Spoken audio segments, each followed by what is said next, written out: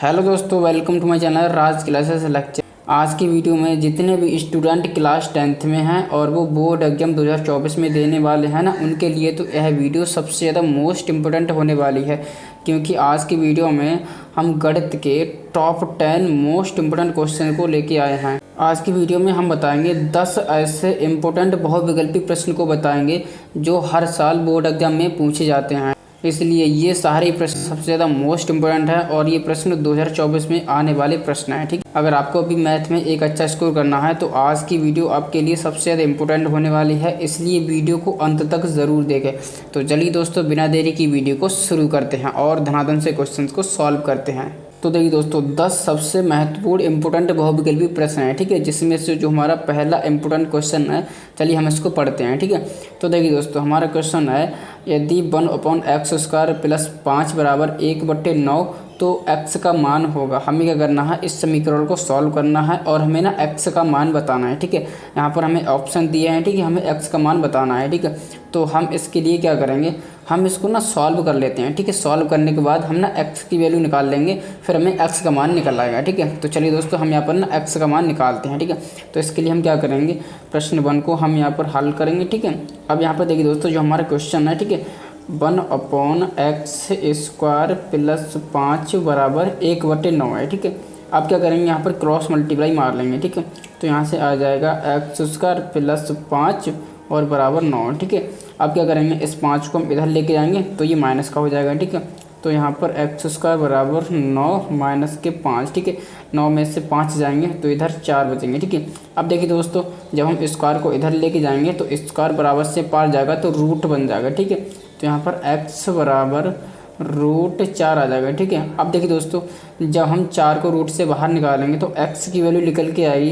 देखिए दोस्तों, रूट है ना, प्लस माइनस हमेशा 2 वैल्यू देता है, एक प्लस की देगा, एक माइनस की देगा, तो √4 की वैल्यू हो जाएगी 2। ठीक है, तो देखिए दोस्तों, x = +-2। ठीक है, यानी कि एक x की वैल्यू होगी प्लस के 2 और एक वैल्यू माइनस के 2। ठीक है, तो अब देखते हैं दोस्तों, यहाँ पर कोई ऑप्शन है +-2, तो यहाँ पर देखिए दोस्तों, जो हमारा ऑप्शन ए है ना, +-2। ठीक है, तो इसका x का मान होगा +-2, जो हमारा ऑप्शन ए है बिल्कुल सही हो जाएगा, बिल्कुल करेक्ट आंसर है। ठीक, तो अब चलिए दोस्तों, क्वेश्चन सेकंड की ओर बढ़ते हैं। ठीक है, यहाँ पर देखिए दोस्तों, जो हमारा क्वेश्चन सेकंड है सबसे ज़्यादा इंपॉर्टेंट प्रश्न है। ठीक है, यहाँ पर देखिए दोस्तों, चित्र में बिंदु P के निर्देशांक होंगे। अब यहाँ पर चित्र कहाँ है, अरे भाई मैंने यहाँ पर चित्र भी बनाया है। देखिए दोस्तों, ये यहाँ पर चित्र है। ठीक है, अब देखिए दोस्तों, यहाँ पर है, अब देखिए दोस्तों, यहाँ पर ये चित्र हमें क्या करना है, बिंदु P के निर्देशांक बताने हैं। ठीक है, P के निर्देशांक बताना है, इस तरह से ये ग्राफ है, हमें बिंदु P के निर्देशांक बताने हैं। अब देखिए दोस्तों, जहाँ पर बिंदु P के निर्देशांक होते हैं x, y होते हैं। ठीक है, तो यहाँ पर देखिए दोस्तों, इस बिंदु से अगर हम x की तरफ देखें तो यहाँ पर देखिए दोस्तों, x की तरफ -3 है। ठीक है, तो एक बिंदु हो जाएगा, x का बिंदु हो जाएगा -3। ठीक है, अब यहाँ से हम y की तरफ देखें तो y की तरफ है -2। ठीक है, -2। ठीक है, तो यहाँ पर जो बिंदु P के निर्देशांक होंगे -3, -2 होंगे। ठीक है, अब यहाँ पर देखते हैं कहीं पर ऑप्शन में है, तो यहाँ पर देखिए दोस्तों, ऑप्शन ए नहीं है, बी नहीं है, देखिए दोस्तों सी है, सी बिल्कुल करेक्ट आंसर है। जो यहाँ पर बिंदु P के निर्देशांक होंगे -3, -2 होंगे। ठीक है, जो यहाँ पर मैंने अभी निकाले हैं। ठीक है, तो इस तरह से हमारा ये भी आंसर बिल्कुल सही हो जाएगा। देखिए दोस्तों, जितने भी इंपॉर्टेंट क्वेश्चन है सभी को आपको अच्छी तरह से तैयार कर लेना है। ठीक है, अब देखिए दोस्तों, इसी की तरह हमारा एक अगला क्वेश्चन है। ठीक है, यहाँ पर देखिए दोस्तों, इंपॉर्टेंट क्वेश्चन है, बिंदु 3,4 की y अक्ष से दूरी होगी। ठीक है, तो यहाँ पर भी इसका एक डायग्राम है। ठीक है, मैं आपको अभी दिखाता हूँ। ठीक है, जो इसका डायग्राम है, यहाँ पर ये वाला डायग्राम है। ठीक है, यहाँ पर देखिए दोस्तों, हमें बताना है जो हमारी 3,4 की y अक्ष से दूरी क्या होगी। ठीक है, तो यहाँ पर एक हमारा बिंदु है। ठीक है, ये वाला बिंदु है 3,4। ठीक है, तो यहाँ हमें क्या है, y अक्ष से दूरी बताना है, यानी कि ये वाली होती है हमारी y अक्ष और ये वाला होता है हमारा x अक्ष। ठीक है, तो हमें क्या करना है, यहाँ से यानी कि यहाँ से इधर की दूरी बताना है। ये बिंदु है ना, यहाँ से कितनी दूरी पर है। ठीक है, तो यहाँ से देखिए दोस्तों, अगर हम यहाँ से देखें तो 1, 2, 3। ठीक है, तो यहाँ से y अक्ष से है ना 3 दूरी पर, मतलब यहाँ पर जो y अक्ष से दूरी है ना वो 3 है। ठीक है, तो यहाँ पर जो हमारा आंसर हो जाएगा वो 3 हो जाएगा। ठीक है, अगर यहाँ पर y अक्ष से पूछा है, अगर यहाँ पर x अक्ष से पूछता है इस बिंदु की दूरी, तो यहाँ पर इधर से हम देखते हैं। ठीक है, x अक्ष से इसकी दूरी हो जाती है, x अक्ष से 1, 2, 3, 4, x अक्ष से इसकी दूरी हो जाती है 4, लेकिन हमसे पूछा है y अक्ष से, तो y अक्ष से ये कितनी दूरी पर है, ये वाला बिंदु y अक्ष से ये 3 दूरी पर है। ठीक है, इसकी दूरी क्या है, 3 है। ठीक है, अब यहाँ पर ऑप्शन में देख लेते हैं, जो हमारा क्वेश्चन 3 है ना, ए 1 इकाई है, बी 3 इकाई है, ठीक है। यहाँ पर देखिए दोस्तों 3 इकाई, ये 3 इकाई बिल्कुल सही आंसर हो जाएगा, ठीक है। यहाँ पर भाई अच्छे से पूछा था, 3 इकाई बिल्कुल सही आंसर है, ठीक है। तो अब चलिए दोस्तों इसी तरह से क्वेश्चन को करना है। अब चलिए दोस्तों अगले क्वेश्चन की ओर बढ़ते हैं, ठीक है। जो हमारा अगला क्वेश्चन है त्रिकोणमिति से, ठीक है। आपको त्रिकोणमिति भी अच्छी तरह से आनी चाहिए, क्योंकि एग्जाम में त्रिकोणमिति से भी क्वेश्चंस पूछे जाते हैं, ठीक है।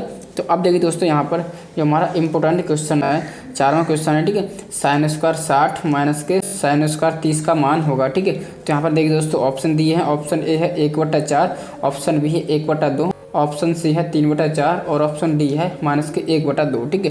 तो ऐसे तो हम इसको बता नहीं पाएंगे, इसको हम क्या करेंगे, यहाँ पर इसको ना सॉल्व कर लेते हैं, ठीक है। तो चलिए इसको दोस्तों हम सॉल्व करते हैं, ठीक है। यहाँ पर हम इसको सॉल्व करेंगे, ठीक है। जो हमारा चौथा क्वेश्चन है, चलिए इसको हम सॉल्व करते हैं, ठीक है। यहाँ पर देखिए दोस्तों साइन स्क्वायर 60 और माइनस के साइन स्क्वायर 30 है, ठीक है। हमें क्या करना है, इसका मान बताना है, क्या होगा। त्रिकोणमिति की टेबल है वो हमें याद होनी चाहिए, त्रिकोणमिति की टेबल बहुत ही मोस्ट इंपोर्टेंट है, ठीक। तो यहाँ पर मैं आपको बता देता हूँ, बहरहाल आपको टेबल याद होनी चाहिए, ठीक है ना दोस्तों। तो यहाँ पर देखिए दोस्तों जो हमारी साइन 60 की वैल्यू होती है √3/2 होती है, ठीक है। यहाँ पर देखिए दोस्तों √3/2, ठीक है। यहाँ पर साइन 60 की वैल्यू होती है, लेकिन यहाँ पर स्क्वायर है तो हम यहाँ पर स्क्वायर भी कर लेंगे, ठीक है। माइनस के अब साइन 30 की वैल्यू होती है, साइन 30 की वैल्यू होती है 1/2, स्क्वायर है, यहाँ पर हम स्क्वायर भी कर लेंगे। अब इसको हम ना सॉल्व कर लेंगे, ठीक है। अब देखिए दोस्तों √3 का स्क्वायर करेंगे तो यहाँ पर 3 आएगा, बटे अब 2 का स्क्वायर करेंगे तो 2 दूनी 4 माइनस के 1/2 दूनी 4, ठीक है। इस तरह से सॉल्व करेंगे। यहाँ पर देखिए दोस्तों हर बराबर है, जब हर बराबर होता है ना तो हम इसको ना डायरेक्ट ही जोड़ लेते हैं, ठीक है। यहाँ पर घटाओ तो हम घटाओ कर लेंगे, ठीक, घटा देंगे 3 माइनस के 1, ठीक है। अब देखिए दोस्तों 3 में से 1 जाएगा 2/4, ठीक है। 2 एकम 2 और 2 दूनी 4, ठीक है। तो यहाँ पर जो हमारा फाइनल आंसर आया है 1/2, ठीक है। तो इसका जो आंसर होगा 1/2 होगा, ठीक है। तो देखिए दोस्तों जब हमने सॉल्व किया तो 1/2 आया। अब यहाँ पर देखिए दोस्तों हम यहाँ पर ऑप्शंस में देखते हैं, 1/2 है, देखिए दोस्तों ए है 1/4, बी है 1/2, इसका बिल्कुल करेक्ट आंसर हो जाएगा ऑप्शन बी है इज़ द करेक्ट आंसर, ठीक है। जब हम इसको सॉल्व करेंगे तो इसका आंसर आएगा 1/2। इस प्रकार से क्वेश्चन को कर लेंगे, बहुत ज़्यादा सिंपल है, बहुत ही ज़्यादा आसान है, ठीक है। अब देखिए दोस्तों एक और क्वेश्चन लिया है, सबसे ज़्यादा इंपॉर्टेंट है, जितने भी क्वेश्चन हैं सबसे ज़्यादा मोस्ट इंपॉर्टेंट है, जो बोर्ड एग्जाम में हर बार पूछे जाते हैं, ठीक है। अब देखिए दोस्तों यहाँ पर त्रिकोणमिति से ये वाला भी क्वेश्चन है, ठीक है। अब 5वां क्वेश्चन है 1 - tan² 45 अपॉन 1 + tan² 45, इसका हमें मान बताना है, ठीक है। कैसे बताएंगे, यहाँ पर देखिए दोस्तों हम इसको सॉल्व करते हैं, ठीक है। अब देखिए दोस्तों हम यहाँ पर इसको सॉल्व करते हैं। देखिए दोस्तों यहाँ पर क्वेश्चन है 5वां क्वेश्चन है, ठीक है। 5वां क्वेश्चन है, देखिए 1 - tan² 45, ठीक है, और बटा 1 + tan², ठीक है, tan² 45। अब इसको हमें सॉल्व करना है, ठीक है। हमें देखिए दोस्तों टेबल सबसे ज़्यादा मोस्ट इंपोर्टेंट है, टेबल याद होनी चाहिए, बिना टेबल के आप किसी भी सवाल को नहीं कर सकते हो, जितने भी त्रिकोणमिति के सवाल हैं, ठीक है। तो यहाँ पर देखिए दोस्तों अगर हमें tan 45 की वैल्यू याद है तो हम इस क्वेश्चन को कर लेंगे, अगर मुझे भी याद नहीं होती तो इस क्वेश्चन को मैं भी नहीं कर सकता दोस्तों। तो यहाँ पर देखिए दोस्तों मुझे तो याद है 1 माइनस, अब देखिए दोस्तों tan 45 की वैल्यू होती है 1, ठीक है। अब 1 का स्क्वायर करेंगे तो 1 ही आएगा, ठीक है। अब यहाँ पर देखिए दोस्तों 1 प्लस, अब देखिए दोस्तों tan 45 की वैल्यू 1, अब इसका स्क्वायर भी करेंगे, 1 का स्क्वायर कर लो, ठीक है। 1 का स्क्वायर करेंगे तो 1 का स्क्वायर 1 ही आएगा, ठीक है। तो यहाँ पर 1 का स्क्वायर 1। अब देखिए दोस्तों यहाँ पर 1 में से 1 जाएगा 0, और यहाँ पर देखिए दोस्तों 1 और 1 2, ठीक है। अब देखिए दोस्तों हम 0 में 2 का भाग लगाएंगे तो 0 आएगा, ठीक है। ये हमारा आंसर हो गया है, ठीक है। लेकिन यहाँ पर ऑप्शन में तो sin cos tan है, ठीक है। तो हम क्या करेंगे, इसको भी हम sin cos में बदलेंगे, ठीक है। अब देखिए दोस्तों इसे हम sin cos में कैसे बदलेंगे, केवल हमें एक फंक्शन लेके आना है, ठीक है। तो देखिए दोस्तों 0 किसके बराबर होता है, हमें पता है जो हमारा cos 90 होता है ना, cos 90 डिग्री बराबर होता है 0, ठीक है। तो हम क्या करेंगे, हम ना 0 की जगह cos 90 रख देंगे, ठीक है। तो यहाँ पर आ जाएगा cos 90, ठीक है, cos 90। इस तरह से हमारा ये आंसर हो जाएगा, ठीक है। हमने क्या किया है 0 के बराबर cos 90 रख दिया है, ठीक है, क्योंकि cos 90 की वैल्यू ही 0 होती है, ठीक है। तो यहाँ पर हम ऑप्शन देखेंगे, ठीक है। ऑप्शन देखिए दोस्तों जो हमारा 5वां क्वेश्चन है ऑप्शन ए ही है, हमारा 5वां क्वेश्चन का ऑप्शन ए है cos 90 डिग्री, ठीक है। तो ये हमारा बिल्कुल आंसर सही हो जाएगा। इस तरह से हमें क्वेश्चन को करना है, सारे ही क्वेश्चन सबसे ज़्यादा मोस्ट इंपोर्टेंट है, ठीक है। अब चलिए दोस्तों हम अगले क्वेश्चन की ओर बढ़ते हैं, ठीक है। यहाँ पर देखिए दोस्तों जो हमारा 6ठा क्वेश्चन है, चित्र में, यहाँ पर चित्र कहाँ, यहाँ पर चित्र भी है, देखिए दोस्तों यहाँ पर चित्र में दिखाना चाहूँगा, देखिए दोस्तों ये वाला चित्र है, ठीक है। अब यहाँ पर देखिए दोस्तों आप चित्र भी देख लेना और यहाँ पर क्वेश्चन भी पढ़ते हैं, ठीक है। अब देखिए दोस्तों चित्र में ये वाला चित्र है, AHK और ABC समरूप हैं यदि A के बराबर 10 सेंटीमीटर, BC बराबर 3.5 सेंटीमीटर और H के बराबर 7 सेंटीमीटर, तो AC का मान क्या होगा। ठीक है, अब देखिए दोस्तों हम क्वेश्चन को समझाते हैं। ठीक है, यहाँ पर देखिए दोस्तों जो हमारा AHK है और ABC है, ये दोनों त्रिभुज क्या है, ये दोनों त्रिभुज हमारे ना समरूप हैं। ठीक है, समरूप हैं। अब देखिए दोस्तों हमें क्या दिया है, दोस्तों हमें भुजा भी दे दी है। AK की वैल्यू है 10 सेंटीमीटर। ठीक है, यहाँ पर 10 सेंटीमीटर और यहाँ पर देखिए दोस्तों जो हमारी BC की वैल्यू है 3.5 सेंटीमीटर और यहाँ पर HK की वैल्यू है 7 सेंटीमीटर। ठीक है, अब हमें क्या निकालना है, अब हमें ना AC निकालना है। ठीक है, AC निकालना है, कैसे निकालेंगे। अब देखिए दोस्तों आपने एक ना रूल पढ़ा होगा, जब कोई दो त्रिभुज समरूप होते हैं तो उनकी संगत भुजा बराबर होती है। ठीक है, तो इसमें देखिए दोस्तों हमारा जो त्रिभुज है AHK, ठीक है, AHK और ABC, ठीक है, ABC क्या है, समरूप हैं। ABC, ठीक है, ABC क्या है, समरूप है। जब ये समरूप है तो इनकी संगत भुजा भी बराबर होगी। तो यहाँ पर देखिए दोस्तों जो हमारी AH भुजा होगी और AB का रेशो होगा। ठीक है, यहाँ पर मैं लिख देता हूँ, यहाँ पर देखिए दोस्तों AH और बट्टा AB। ठीक है, यहाँ पर देखिए दोस्तों AB, ठीक है, यहाँ पर AB इसका रेशो होगा, यहाँ पर HK और BC की रेशो के बराबर होगा, HK और BC, ठीक है, BC की रेशो बराबर होगा और यहाँ पर AK और AC का रेशो बराबर होगा। ठीक है, यहाँ पर देखिए दोस्तों AK और AC का रेशो बराबर होगा, ये हमें दिया होता है। ठीक है, अब देखिए दोस्तों हमें क्या करना है, हमें तो यहाँ पर AC की वैल्यू लगानी है। ठीक है, तो हम क्या करेंगे, यहाँ पर AC कहाँ पर है, AC यहाँ पर है। ठीक है, तो हम क्या करेंगे, ये दो भुजाएं ले लेंगे। ठीक है, दो भुजा का रेशो ले लेंगे, हमें क्या निकल के आ जाएगा, हमें AC निकल के आ जाएगा। ठीक है, अब देखिए दोस्तों यहाँ पर HK की वैल्यू कितनी है, HK की वैल्यू है 7। ठीक है, तो हम क्या करेंगे, यहाँ पर HK की जगह 7 लगाएंगे। ठीक है, बट्टा BC कितना है, यहाँ पर देखिए BC है 3.5। ठीक है, 3.5 बराबर लगाएंगे A की कितना है, A की यहाँ पर 10 सेंटीमीटर। ठीक है, अब बट्टा AC तो हमें निकालना है, AC को हम ना AC मान लेते हैं। ठीक है, आप क्या करेंगे, इसकी क्रॉस मल्टीप्लाई कर देते हैं। ठीक है, यहाँ पर 7 AC हो जाएगा। ठीक है, 7 AC बराबर, अब देखिए दोस्तों 10 की मल्टीप्लाई 3.5 में करेंगे तो यहाँ पर 35 आ जाएगा। ठीक है, यहाँ पर 35 आ जाएगा। अब देखिए दोस्तों 7 एकम 7 और 7 बन जाए 35, तो यानी कि AC की वैल्यू कितनी निकल के आई है, AC की वैल्यू 5 सेंटीमीटर। ठीक है, तो इस तरह से हमें क्वेश्चन को करना था। देखिए दोस्तों कितना आसान है, तो हमारी AC की वैल्यू निकली कितनी, 5 सेंटीमीटर। ठीक है, यहाँ पर 5 सेंटीमीटर। तो अब यहाँ पर देखिए दोस्तों हम ऑप्शन में देखते हैं कहीं पर 5 सेंटीमीटर है। अब देखिए दोस्तों जो हमारा क्वेश्चन 6 यहाँ पर देखते हैं, क्वेश्चन 6 है, यहाँ पर देखिए दोस्तों 5 सेंटीमीटर, इसका बिल्कुल डी ऑप्शन है, बिल्कुल करेक्ट आंसर हो जाएगा। ठीक है, is the correct answer, 5 centimetre AC की वैल्यू हो जाएगी। ठीक है, इस तरह से क्वेश्चंस को करना था। आई होप आपको बहुत अच्छी तरह से समझ आ गया होगा। अब चलिए दोस्तों हम अगला क्वेश्चन करते हैं। ठीक है, अगला क्वेश्चन 7वां क्वेश्चन है। ठीक है, यहाँ पर देखिए दोस्तों 7वां क्वेश्चन है। ठीक है, इंपॉर्टेंट क्वेश्चन है। अब देखिए दोस्तों द्विघात समीकरण 2x² माइनस के 8x प्लस c बराबर 0 के मूल बराबर हों तो c का मान होगा। ठीक है, हम क्या करना है, जब हम इसको सॉल्व करेंगे तो इसके दो मूल निकल के आएंगे, वो बिल्कुल बराबर होंगे। ठीक है, तो हमें क्या करना है, c का मान बताना है। c का कौन सा मान रखे, जब हम इसको सॉल्व करें तो इसके मूल बिल्कुल बराबर निकल के आए। ठीक है, एक जैसे निकल के आए। ठीक है, तो इसके लिए हमें क्या करना पड़ेगा, इसके लिए हमें ना सॉल्व करना पड़ेगा। सॉल्व भी हम बहुत अच्छी तरह से कर देंगे। ठीक है, चलिए दोस्तों इसको हम ना सॉल्व करते हैं। ठीक है, यहाँ पर इसको सॉल्व करेंगे। देखिए दोस्तों जो हमारा 7वां क्वेश्चन है ना, इसको सॉल्व कर रहे हैं। यहाँ पर देखिए दोस्तों हमारा क्वेश्चन द्विघात समीकरण है 2x² माइनस के 8x और प्लस के c बराबर 0। ठीक है, अब क्या करेंगे, अब इसको सॉल्व करेंगे। ठीक है, हमें देखिए दोस्तों इसके ना मूल बराबर हैं। ठीक, जब किसी भी द्विघात समीकरण के मूल बराबर होते हैं तो उसका जो d होता है ना, d बराबर b² माइनस के 4ac का मान 0 के बराबर आ जाता है। ठीक है, जब हमारा b² माइनस के 4ac ये 0 के बराबर होगा तब इसके मूल बराबर होंगे। ठीक है, तो अब हमें क्या करना है, हम यहाँ पर ना ABC की वैल्यू निकालनी है। ठीक है, तो हम क्या करेंगे, इसकी हम ना तुलना कर देंगे ax² plus bx plus capital C से कर देंगे। ठीक है, तो चलिए दोस्तों यहाँ पर करते हैं। तो यहाँ पर देखिए दोस्तों a की वैल्यू निकल के आएगी, a की वैल्यू निकल के आएगी यहाँ पर 2। ठीक है, a बराबर 2 निकल के आएगी। ठीक है, अब यहाँ पर देखिए दोस्तों b बराबर, ठीक है, b बराबर माइनस के 8 निकल के आएगी। ठीक है, माइनस के 8 और यहाँ पर कैपिटल C बराबर निकल के आएगी c। ठीक है, कैपिटल C बराबर स्मॉल c। अब क्या करेंगे, यहाँ पर हम ना वैल्यू रख देते हैं। ठीक है, यहाँ पर देखिए दोस्तों b का मान कितना है, b का मान है माइनस के 8। ठीक है, माइनस के 8 का स्क्वायर करेंगे। ठीक है, करेंगे माइनस के 4 गुणा a की वैल्यू कितना है, a की वैल्यू है 2 और गुणा c की वैल्यू स्मॉल c। ठीक है, यहाँ पर बराबर 0। अब क्या करेंगे, इसको सॉल्व करेंगे। देखिए दोस्तों इसका स्क्वायर करेंगे तो देखिए दोस्तों प्लस के 64 आ जाएंगे। ठीक है, 8 64 और माइनस के 4 दूनी 8, सी बराबर 0। अब क्या करेंगे, इसको हम इधर लेके जाएंगे, ठीक है। ये माइनस का प्लस का हो जाएगा, तो यहाँ पर 64 बराबर 8 सी, ठीक है। अब क्या करेंगे, इसको हम कैंसिल आउट कर देंगे, 8 एकम 8 और 8 8 64, ठीक है। यहाँ पर सी की वैल्यू 8 निकल के आई है, ठीक है। तो इस तरह से हमें क्वेश्चंस को करना है। तो हम क्या करें, अगर हम ना सी की जगह अगर 8 रख दें, ठीक है, और हम इसको सॉल्व करने चलें तो इसके मूल निकलेंगे वो बिल्कुल समान निकलेंगे, ठीक है। तो इस तरह से क्वेश्चन को करना है, ठीक है। तो सी की वैल्यू 8, ठीक है। अब देखते हैं ऑप्शन में कहीं पर सी की वैल्यू 8 है। तो यहाँ पर देखिए दोस्तों, यहाँ पर हम ऑप्शन में देखते हैं।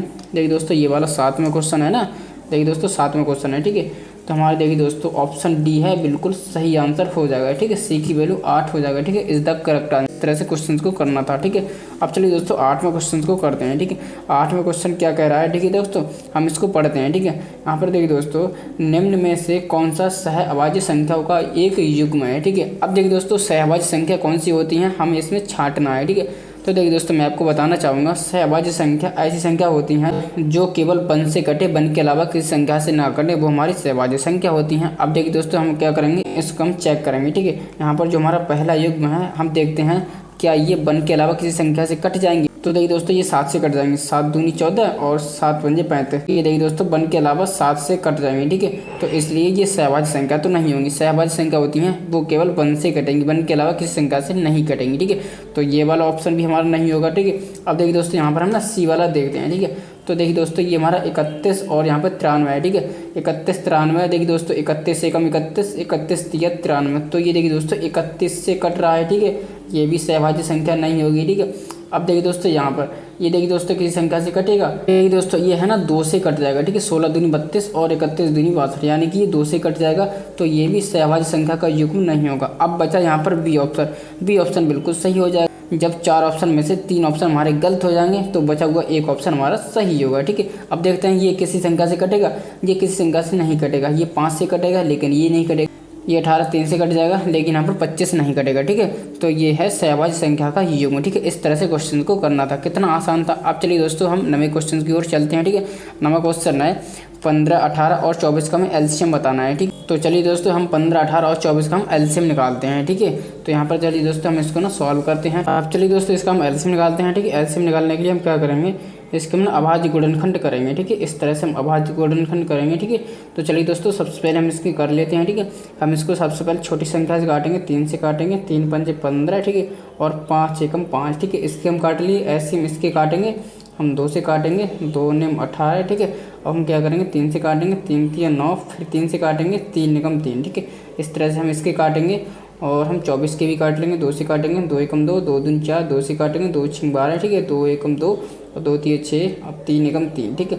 अब क्या करेंगे, इस तरह से हमने कर लिया। अब इसका हमने एलसीएम निकालना है, ठीक है। एलसीएम निकालते हैं तो हम क्या करेंगे, अब देखिए दोस्तों, हम यहाँ पर 15 की अभाज्य गुणनखंड करेंगे, ठीक है। यहाँ पर लिख लेंगे, यहाँ पर 3 गुणा 5 है, ठीक है। 3 गुणा 5, ठीक है। तो यहाँ पर देखिए दोस्तों, आप क्या करेंगे, यहाँ पर 18 के लिखेंगे, ठीक है। 18 क्या होंगे, देखिए दोस्तों यहाँ पर 2, अब 2 गुणा 3 गुणा 3 है, ठीक है। तो हम क्या करेंगे, 3 की पावर 2 लिख देंगे, ठीक है। 3 की पावर 2, ऐसे हम क्या करेंगे 24 की लिखेंगे, ठीक है। 24 के जो अभाज्य गुणनखंड होंगे, यहाँ पर देखिए दोस्तों 2 गुणा 2 3 बार है, ठीक है। तो हम क्या करेंगे, 2 की पावर 3 लिख देंगे, ठीक है। अब गुणा में 3, ठीक है। अब क्या करेंगे, अब देखिए दोस्तों, जब हम क्या करते हैं एलसीएम निकालते हैं, तो एलसीएम में हम क्या करते हैं, एलसीएम में हम देखिए दोस्तों इसकी अधिकतम पावर लेते हैं, ठीक है। तो देखिए दोस्तों, यहाँ पर 2 की अधिकतम पावर कितनी है, 2 की अधिकतम पावर 3 है, ठीक है। 2 की अधिकतम पावर 3। अब देखिए दोस्तों 2 के बाद क्या है, 2 के बाद 3 है। अब देखिए दोस्तों 3 की अधिकतम पावर कितनी है, 3 की अधिकतम पावर यहाँ पर देखिए दोस्तों 2 है, ठीक है। तो देखिए दोस्तों गुणा 3 की पावर 2, ठीक है। अब यहाँ पर 3 के बाद यहाँ पर कौन सी संख्या है, 5 है, ठीक है। अब 5 की अधिकतम पावर कितना है, 5 की अधिकतम पावर 1 है, ठीक है। तो यहाँ पर हम केवल 5 ही लिख लेंगे। अब क्या करेंगे, इसको हम सॉल्व करेंगे। 2 की पावर 3 का मतलब होता है 2 गुणा 2 गुणा 2, ठीक है। तो हम क्या करेंगे, 2 की पावर 3 को सॉल्व करेंगे तो 8 आएगा, ठीक है। अब यहाँ पर देखिए दोस्तों 3 की पावर 2 को सॉल्व करेंगे, 3 3 9 आएगा, ठीक है। अब क्या करेंगे, यहाँ पर देखिए दोस्तों 5, ठीक है। अब देखिए दोस्तों हम क्या करेंगे, इसके आपस में मल्टीप्लाई करेंगे, ठीक है। तो यहाँ पर देखिए दोस्तों 9 पंजे होते हैं 45, ठीक है। अब 45 की मल्टीप्लाई 8 में करेंगे, ठीक है। यहाँ पर देखिए दोस्तों 45, अब क्या करेंगे 45 की मल्टीप्लाई 8 में करेंगे, यहाँ पर आंसर आ जाएगा, ठीक है। 8 पंजे 40 की 0, यहाँ से लगी 4, ठीक है। अब 8 चौक 32, 32 और 4 36, ठीक है। 36 यहाँ पर आ जाएगा। तो यहाँ पर देखिए दोस्तों 360 इसकी वैल्यू आई है, यानी कि 15, 18, 24 का जो एलसीएम आएगा वो 360 आएगा। ठीक है, तो इस तरह से इस क्वेश्चन को करना था। अब देखिए दोस्तों 360 कहीं पर ऑप्शन में है। ठीक है, तो यहाँ पर देखिए दोस्तों जो हमारा क्वेश्चन नंबर 9 था, ठीक है, इंपॉर्टेंट है। ठीक है, अब क्वेश्चन नंबर 9 में जो हमारा डी ऑप्शन है बिल्कुल सही आंसर है। ठीक है, 360 इसका सही आंसर हो जाएगा। ठीक है, तो देखिए दोस्तों इसका जो एलसीएम आएगा 360 आएगा। ठीक है, इस तरह से क्वेश्चन को करना था। आई होप आपको क्वेश्चन समझ आ जाए होगा। अब देखिए दोस्तों हमें क्या करना है, अब इसका हमें ना, अब देखिए दोस्तों हम 10वें क्वेश्चन को सॉल्व करते हैं। इंपॉर्टेंट क्वेश्चन है। देखिए दोस्तों हमारा समीकरण है x² माइनस के 7x प्लस के 12 बराबर 0 के मूलों के व्युत्क्रमों का योगफल हमें ज्ञात करना है। ठीक है, तो देखिए दोस्तों हमें बताना है इसके जो मूलों का व्युत्क्रमों का योगफल ज्ञात करना है। ठीक है, हमें पता है द्विघात समीकरण होता है, इसको दो मूल आते हैं। ठीक है, एक तो निकल के आता है अल्फा, एक निकल के आता है बीटा। ठीक है, दो मूल होते हैं, इनको हम ना अल्फा और बीटा नाम दे देते हैं। ठीक है, इसके भी निकलेंगे, दो मूल निकलेंगे। ठीक है, अब क्या करना है, इनके मूलों के व्युत्क्रम करना है। ठीक है, अब क्या करना है, इसके मूलों का व्युत्क्रम करना है। ठीक है, व्युत्क्रम क्या होता है, इसका उल्टा होता है 1/अल्फा और 1/बीटा। ठीक है, ये होता है व्युत्क्रम। ठीक, उल्टा कर देते हैं। ठीक है, अब क्या करते हैं, मूलों के व्युत्क्रम का योगफल ज्ञात करना है। योगफल का मतलब होता है जोड़। ठीक है, हमें क्या करना है, इसकी फाइनल हमें वैल्यू निकालनी है। ठीक है, 1/अल्फा प्लस 1/बीटा की हमें वैल्यू निकालनी है। ठीक है, तो क्या करेंगे, सबसे पहले हम इसके मूल ज्ञात करेंगे। एक को नाम दे देंगे अल्फा, एक को नाम दे देंगे बीटा। ठीक है, तो सबसे पहले हमारा काम क्या है, इसके मूल ज्ञात करना है। ठीक है, तो चलिए दोस्तों हम यहाँ पर इसको सॉल्व करते हैं। देखिए दोस्तों x² माइनस के 7x, ठीक है, प्लस के 12 बराबर 0। ठीक है,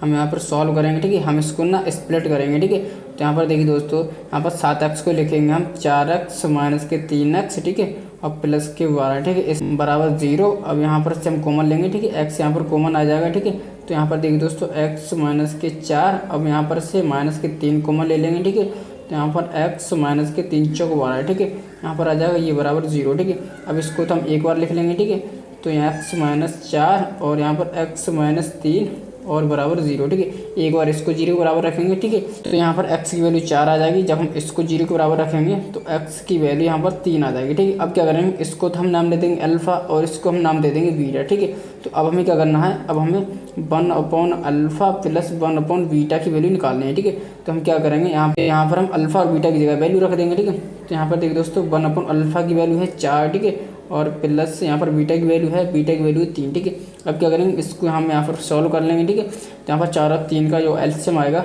वो यहाँ पर देखिए दोस्तों 12 आ जाएगा। ठीक है, 12 आ जाएगा। अब देखिए दोस्तों 4 से भाग देंगे 12 में। ठीक है, 3 बार जाएगा। ठीक है, तो 3 एकम 3 और प्लस 3 से भाग देंगे 12 में, 4 बार जाएगा, 4 एकम 4। ठीक है, अब यहाँ पर देखिए दोस्तों 4 और 3 7, तो 7/12। ठीक है, तो जो मूलों के व्युत्क्रम का योगफल होगा वो 7/12 निकल के आएगा। ठीक है, इस तरह से क्वेश्चन को करना है। अब यहाँ पर हम देखिए दोस्तों ऑप्शन में देखते हैं कहीं पर है 7/12। देखिए दोस्तों ऑप्शन हमारा बी बिल्कुल सही आंसर है, 7/12। ठीक है, हम क्या करेंगे, जब इनके मूलों को व्युत्क्रम का योगफल निकालेंगे तो 7/12 निकल के आएगा। ठीक है, इस तरह से क्वेश्चन को करना था।